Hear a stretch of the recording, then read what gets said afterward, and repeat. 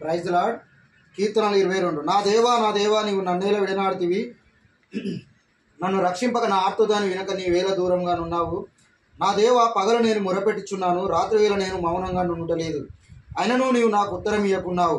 నీవు ఇజ్రాయేలు చేయి స్తోత్రముల మీద ఆసనుడవై ఉన్నావు. తండ్రి అయిన దేవునికి కుమారుడైనటువంటి యేసుక్రీస్తు శిలువలో తను పడుతున్నటువంటి శ్రమను బాధను అనుభవిస్తున్నప్పుడు తండ్రి అయిన దేవునికి మొరపెడుతున్నాడు, నా దేవా నువ్వు ఎలా మౌనంగా ఉన్నావని.